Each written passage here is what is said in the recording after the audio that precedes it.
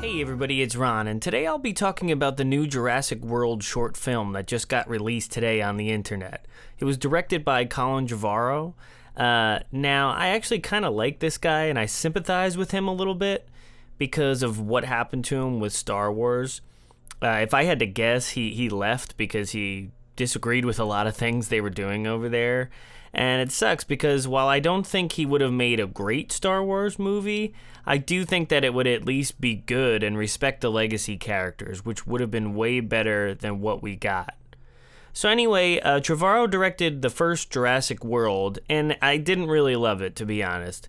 It was a bit too silly, and I know that sounds weird because it's a movie about dinosaurs, but it didn't capture the vibe of the first one, which I think they were trying to do at least.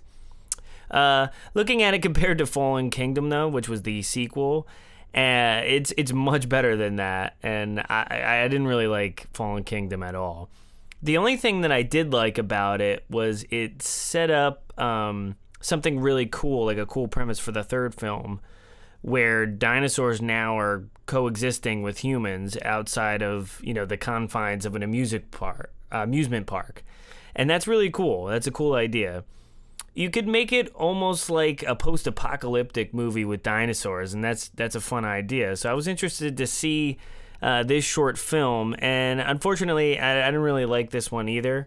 I appreciate that they're taking the time to release something for the fans, though. All right, so it starts out at a campground, and we're introduced to a family in their camper when all of a sudden a Triceratops appears with a baby. And this is pretty interesting because now we're seeing the effects of that last movie and how people in the real world are dealing with it. So of course they have to ramp up the tension more by having another dinosaur come in, and it fights the Triceratops before attacking the family in their little trailer. So this part was classic Jurassic Park type of action with the dinosaur trying to break in and the adults are desperately trying to save their children, and that was all fine. But the ending totally undercuts everything in an eye-roll inducing moment. So the dinosaur is about to attack the parents when all of a sudden 2 arrows appear and puncture the dinosaur's skin, making it run away. This is a moment where I thought that maybe the camera would pan and you'd see Chris Pratt or maybe even Dr. Grant, because I think he's supposed to be in the third one, to get the fans excited. But nope. It's the little girl who somehow landed 2 shots on the dinosaur because she's strong and independent. You go, girl. They did at least take the time to set it up with her saying that the other guy on the campground taught her how to shoot it, but it's still pretty silly.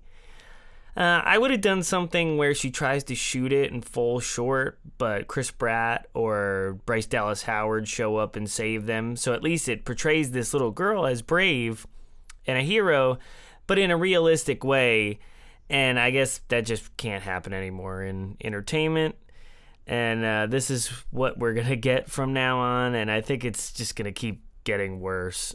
I will say that the end credits cutting to other scenes of dinosaurs wreaking havoc on civilians was pretty fun, and I'd like to see a full movie dealing with that, and I think that's what we're getting with the third film, so we'll see how it turns out.